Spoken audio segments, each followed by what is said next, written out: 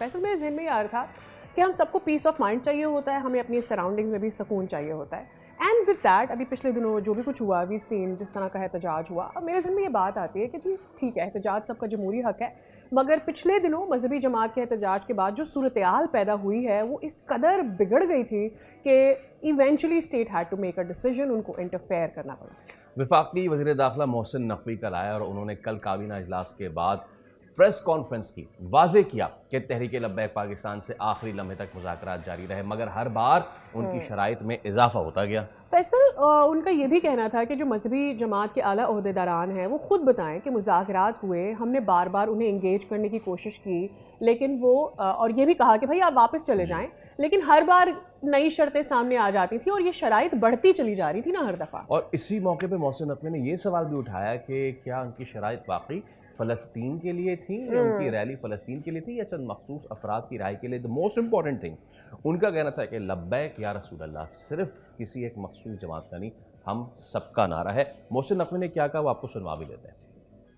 रात उनसे उनके निकलने से पहले से लेके आखिरी मिनट तक होते रहे, उनसे पूछें कि क्या उनकी कॉज फ़लस्तीन थी। वो लिस्ट आप देखें जिसमें उनकी शर्त है कि ये फ़लाँ कातिल है, इसको जेल से रिहा करा जाए। क्या ये रैली जो थी वो फ़लस्तीन के लिए थी या उन लोगों की रिहाई के लिए थी? लब्बैक या रसूलुल्लाह सिर्फ उनके लिए नहीं है, लब्बैक या रसूलुल्लाह हम सारे जो चारों खड़े हुए हम सब के लिए।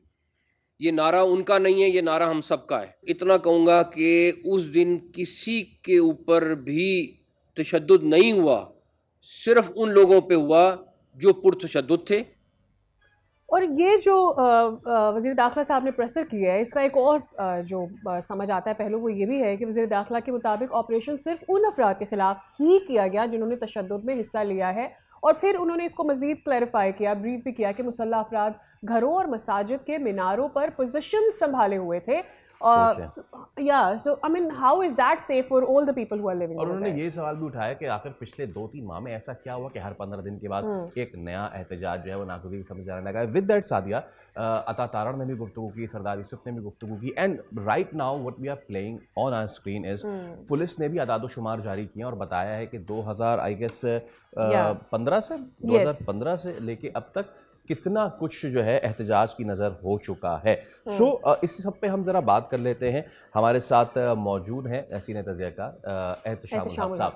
एहतशाम साहब अस्सलाम वालेकुम और सुबह बखैर आपको sir. Thank you so much for your time.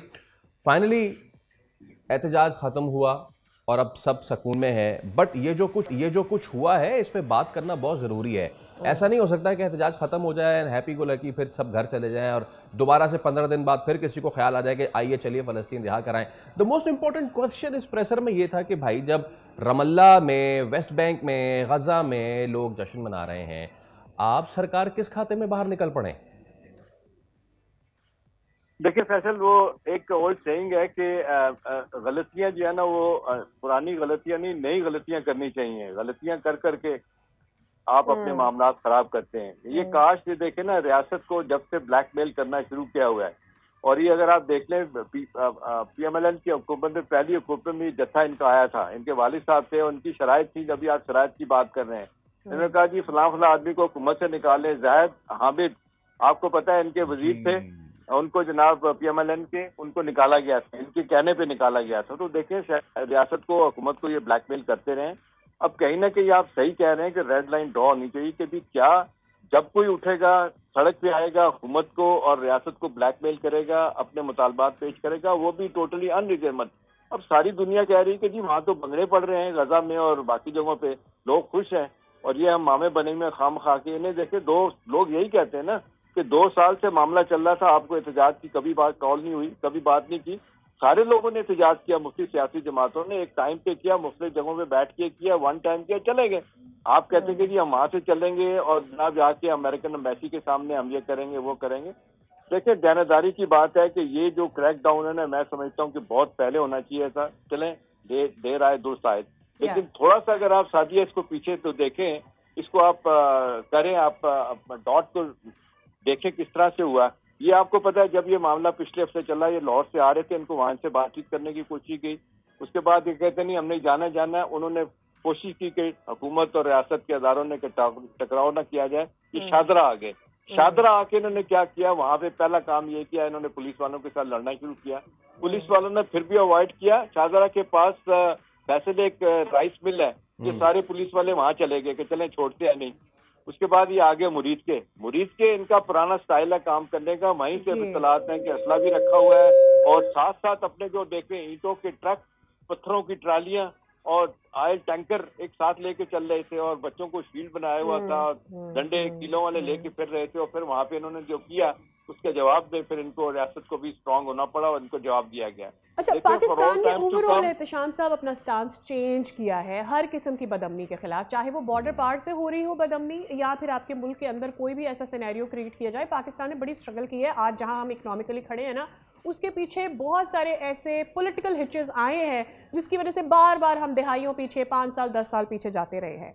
किसी भी एहतजाज के पीछे जहाँ तशद्दुद है, जहाँ पर बच्चों को ढाल बनाया जा रहा है, वहाँ मज़हब को ढाल बनाया जा रहा है, चाहे फिर वो किसी भी मज़हब को ढाल बनाया जा रहा है, उसकी इजाज़त अब पाकिस्तान उसका मुतहम्मिल हो ही नहीं सकता। It take us lot of time to make a comeback. देखिए आप बिल्कुल ठीक कह रही हैं, हमारे यहाँ तो होता ही रहा है। डे वन से हम सूरत हाल जिस खराबी की तरफ जाते हुए देखते हैं, उसकी वजह यही है कि रियासत ने देखा कि जब जब लोग इकट्ठे हुए, जत्थे हुए, ग्रुप हुए और रियासत ने हाथ थोड़ा रखा कि ठीक है अपने लोग हैं, सख्ती नहीं करते, नतीजा तन आपने देखा बीसियों इस तरह के ग्रुप पैदा हुए, बीसियों इस तरह की आपने देखा कि तंजीमें खड़ी हो गई और जिन्होंने यही काम किया और हुकूमत के लिए मुश्किलात पैदा की। चले अच्छी बात है, इस दफा फिर एक फैसला किया गया कि जी नहीं, पंजाब गवर्नमेंट ने कहा है कि जी हम इनके पाबंदी लगाने की बात की है, फेडरल गवर्नमेंट पाबंदी लगाने की सोच रही होगी। मेरी इत्तला है कि ये फैसला कर लिया गया है कि इन पर पाबंदी लगाई जाएगी और इस तरह के हमेशा के लिए जत्थे और ग्रुप्स जो भी आएंगे और उनको ऑपरेट करने की इजाजत दी जाएगी। और अभी देख लें ये बातें हो रही हैं, मुझे बड़ा दुख हुआ अखबार में पढ़ के कि मौलाना फजल साहब ने भी अपने लोगों को कहा है कि जी आप भी इस्लामाबाद जाने की तैयारी करें और कि जी सड़कों पे फैसले हो गए। मुझे बताएं, मौलाना फजल साहब हर दौर में हर हुकूमत के साथ रहे हैं, हमेशा से आपने देखा 13-14 साल तक वो अपनी कश्मीर कमेटी के चेयरमैन रहे। असल में मसला यही है कि जब पैसे खत्म हो जाते हैं ना, वो कहते हैं क्या काम किया जाए। और आपको याद होगा ज़ियाउल हक के जमाने में जब अफगान जहाज खत्म हो गया था तो सारे बड़े बड़े ग्रुप्स दुनिया जहाँ के पेशावर में बैठे थे और वहाँ उन्होंने कहा जी उनकी करिए, किसे जाइए। किसी ने कहा कि जी चलें कश्मीर चलते हैं, किसी ने कहा उधर चलते हैं। तो हमारे यहाँ ये फ्री मर्सनरी जो है ना, ये पैसे के लिए काम करते हैं। साथ ही कोई आइडियोलॉजी नहीं है, कोई जिसको कहना चाहिए सिरे से नजरियात वाली बात नहीं है। पैसा कहाँ बनता है, कैसे बनता है, वो किया जाए। आप देखें 14 करोड़ रुपया साथ के घर से मिला है, 2 तोले सोना वो वहां से मिला है और दुनिया जहाँ की करेंसी वहां से मिली, कहाँ से आ गई, किसने दी आपको। तो देखिए अब मेरा ख्याल है वक्त आ गया है कि वो वाकई जीरो टॉलरेंस वाली बात होनी चाहिए और इस हुकूमत को चाहिए और आने वाली हुकूमतें जो भी हो, सारी सियासी जमातें बैठ के फैसला करें कि जी सड़क पे कोई नहीं आएगा। अभी आप देख लें 4-5 दिनों में जितनी सादिया लोगों को तकलीफ है, तो people who wanted to go to the airport नहीं जा सके, तो बीमार अस्पताल देखी होगी आपने फैसल, हमने वो वीडियो देखी जिसमें एक बाप अपनी बच्ची को लेकर भाग रहा है अस्पताल के लिए बिकॉज पूरे वो इतनी पेनफुल है। मतलब हम क्या इसी के लिए रह गए हैं?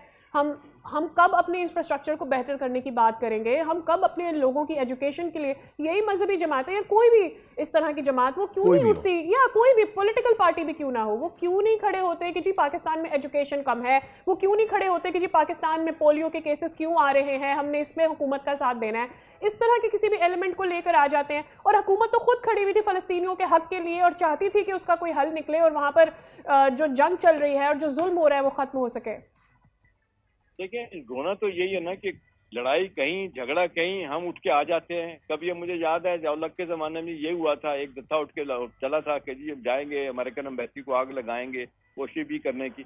बाद में आपको पता चला कि मफादात कुछ और होते हैं, हैंडल पीछे कौन होते हैं, सहूलतकार कुछ और होते हैं, पैसे कोई देने वाले होते हैं और ये पाकिस्तान से ये काम करवाया जाता है। अब तो इतना आम हो गया माजरत के साथ शादी है कि आप 10-20 हज़ार रुपया देके किसी आदमी को किसी का कत्ल करवा दें। लेकिन एहतशाम साहब आपकी अपनी, शायद अगर अपनी भी कोई पॉलिटिकल पार्टी इसकी बैक पर होती है, मुझे लगता है इस सारे ये जो रूट्स है ना, इनकी इन्वेस्टिगेशन होनी चाहिए कि कौन इनके पीछे है और उसको जरूर आइडेंटिफाई करके उसे जो हाईलाइट करना चाहिए। सादिया की बात को बढ़ाऊं ना एहतशाम साहब, हम इस वक्त इस डिलेमा में हैं कि आखिर हम मिन हैज़ुल कौम सियासी जमात के, मजहबी जमात के, सकाफती जमात, कोई से भी हो, हम ये कब रियलाइज़ करेंगे कि एहतजाज और प्रोसेशन सड़कों पे ना करें, मैदानों में कर लें? या जिस तरह मैं इस बारे में, जमात इस्लामी कराची में एहतजाज करती है, सड़कों के साइड पे खड़े होकर पैनल फ्लैक्स और बैनर लेके खड़ी हो जाती है, तो वो करती है, ट्रैफिक नहीं रुकता और ये सारी चीज़ें नहीं होती। तो हम कब यहाँ पर आएंगे, कब हम अपने ट्रैफिक सिग्नल तोड़ना फोड़ना छोड़ेंगे, कब अपनी रोड कटिंग छोड़ेंगे, कब अपने अमला को नजर आतिश करना छोड़ेंगे? इस पे स्टेट का, और अगर अब ये आ गया है फैसला तो फिर ये रहना चाहिए, फिर लीनियंसी नहीं होनी चाहिए। बात कर रहे हैं जमात इस्लामी की, देखिए फैसल वन टाइम था ना, जहां भी एहतजाज हो वन टाइम वो आप करके चले जाएं। पिछले आपने देखा 4 दिन तक इस्लामाबाद बंद था, अब ये खुला है। पिछले दिनों जब आपने देखा कि इन्होंने कुछ गलत काम भी किया, जाके जो लोग वो प्रेस क्लब में थे उनको भी डंडे शंडे लगे थे। आप यकीन करें, हम इस्लामाबाद में रहते हैं, सुपर मार्केट बंद थी, सारा सुपर मार्केट का रास्ता बंद था, 8-10 बंदे बैठे हुए सड़क पे। अब ये है कि रियासत जो है ना, वो हमने देखा है कि पुलिस वाले ढेरों ढेर हैं, 10 बंदे बैठे हैं, आप किसी को हटा नहीं सकते। ये जो आप लोग बात कर रहे हैं ना, अब बुनियादी तौर पे ये एक मेरा ख्याल है उसूली फैसला करना पड़ेगा। They will have to decide once and for all कि हमें इस किस्म के जत्थों की सड़कों पे आने की इजाजत नहीं होगी।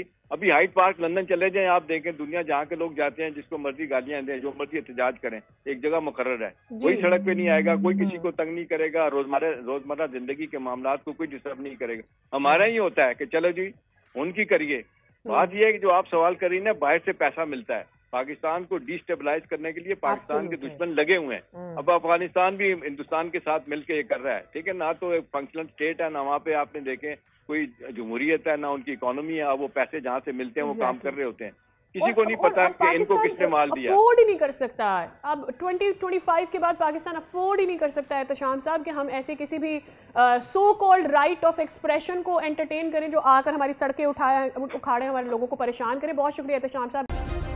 सब्सक्राइब करें और बेल दबाएं ताकि कोई खबर रह न जाए।